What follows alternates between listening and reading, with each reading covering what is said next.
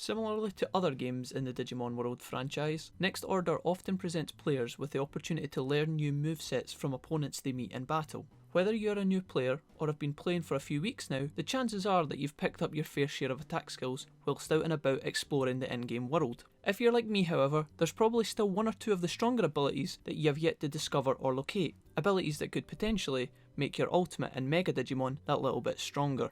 The main aim of this short guide is to show you guys where to find the best ability for each element in the attack skill list, i.e. the number 7 skill. That being said, if you guys are here looking for any of the other abilities, as there are quite a few in the game, I will include a link in the description which will take you to a public guide detailing the locations of every single ability in the game. As a quick note, this guide will obviously contain a certain degree of spoilers, as one or two of these skills can only be learned from some of the bigger bosses who aren't discoverable until later in the game. In clicking on this video, most of you will not be bothered or have already acknowledged this, but I just wanted to make that clear as a lot of these moves are located around late game content. This video is going to be a quick one, but as always my main aim is to save you guys as much time as possible, and therefore as standard here are the timestamps to the enemies holding the associated moves with each element. For all of you eager McBeavers that can't wait, you can click on screen now or use the links in the description to jump ahead. Everyone else, here we go.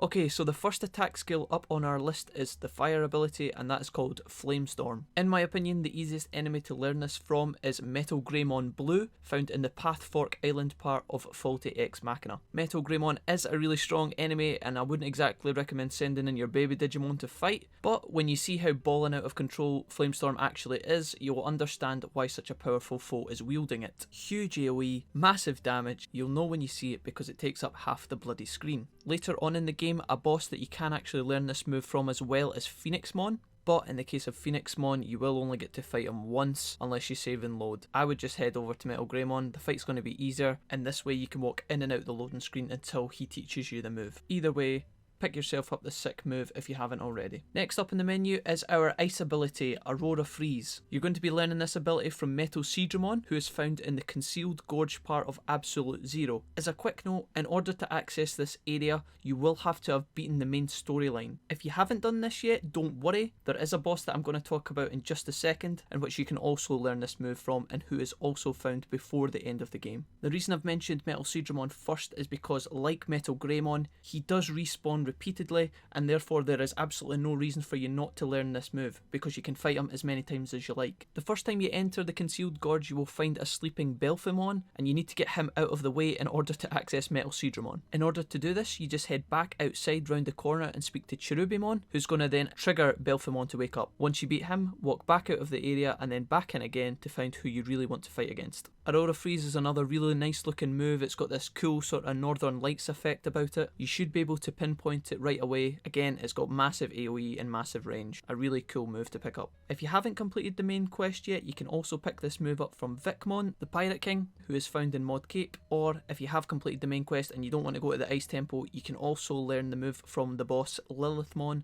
who will be found in the Fire Circuit in Logic Volcano.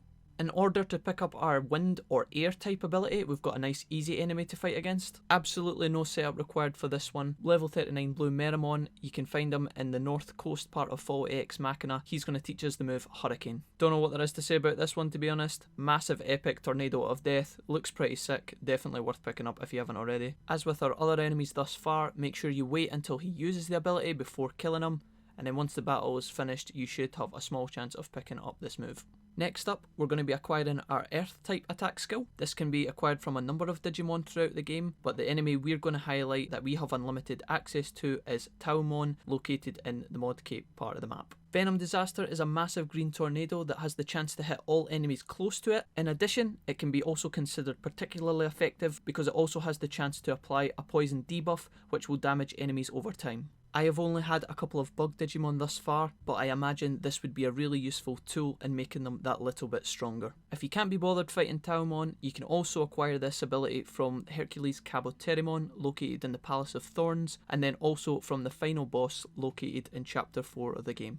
Moving on, our number 5 ability is going to be the Dark type skill, and it is called Evil Squall. This attack can be particularly difficult to find, but If you already have it, it's probably because you've picked it up from Omega Sword D as part of the main story. As you fight him a number of times, this is one of the best places to pick this up, so keep an eye out for it if you haven't completed the game yet. If you have completed the main story though, don't worry, you can still pick this up from Beelzemon, found in Mod Cape, Lucemon FM, found in Absolute Zero, and also Bolt Boutamon, who is part of the DLC expansion. Try and get it from Omega Sword D if you can though, as he's going to be the easiest fight by far. Similarly to Evil Squall, our next ability, the best holy move, Shining Nova, can be quite tricky to find. In fact, out of all the abilities that we're going to talk about in this guide, Shining Nova is still the only skill that I cannot find on a regular enemy. When I learned this ability, it was from Leopardmon, who can be located in the server cemetery part of the server desert, again only after you've completed the main storyline. In addition, you can also learn this from Dynasmon and Imperial Dramon PM, who are both located in Infinite Cauldron. Lastly, you can also be taught Shining Nova from Alphamon, although I would maybe pick some of the other enemies as this is a really difficult fight. Regardless, this is the ability that I would expect a lot of people to have the most difficulty finding, so hopefully you can use one of these guys to help you out. Okay, moving on. Luckily, the next ability that we're going to be picking up is a really straightforward one. This will be especially true if any of you guys have watched my last video on useful training spots. The ultimate melee, or hand-to-hand move, is Fighting Aura, and this can be found from Wergarurumon Black, located in the Bonnie Resort Knight Church. Without a doubt, the best factor about obtaining this particular attack skill is the accessibility of the Digimon wielding it. The church is tiny, and Wergarurumon is going to be one of the only 2 Digimon inside it. Fighting Aura is one of my favourite moves in the game, and I try and equip it on every Digimon that has access to it. It's got this massive sort of Dragon Ball Z-ish kind of dome on it, and will normally hit a bunch of enemies, even if they're not that close to it. Given how powerful it is, and yet how easily accessible it is, you should go and grab this skill if you haven't already.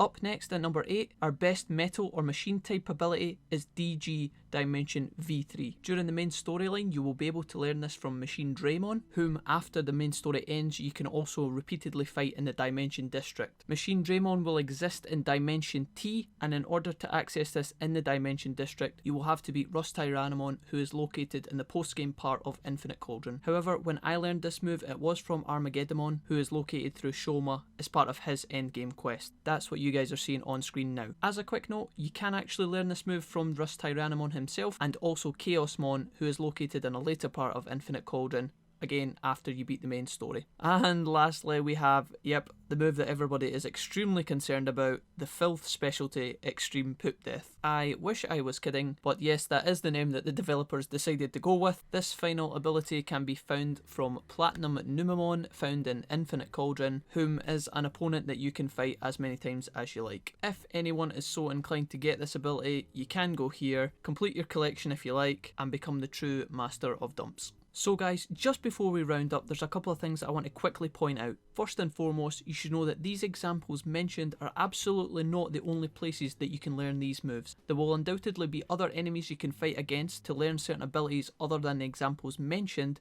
but you can know that those I have given you are the ones that I have been able to verify thus far. If you have some alternatives, i.e. if you know of an easier place to learn Flamestorm for example, please help everyone out by letting us know down in the comments below. You should know that those Digimon that you fight will have to use their specific skill in battle for you to learn that ability. Sometimes I'd find that my big guys would one-shot an enemy I was fighting, which would give me zero chance to learn it. To compensate for this, one trick I would recommend is to take all your attack damage moves off your Digimon and give them buff only moves, i.e. the abilities that do no damage at all. Once you've seen the enemy Digimon use the move that you're after, you can then end the battle by using your ultimate abilities. Obviously your Digimon would need to be of a certain strength in order to make this strategy work. Understand that the opportunity to actually learn the attack skill is random, so although you might learn a move first time, other moves might take you a few shots. As a last note, if you didn't already know, there are perks you can take in the Tamer tree that will allow you to increase your chances of picking moves up, and so I recommend grabbing these as soon as it is convenient for yourself. Anyway, chaps and chapettes, that is it from me in this video. I hope this guide has made you slightly more informed on where to pick up your new moves,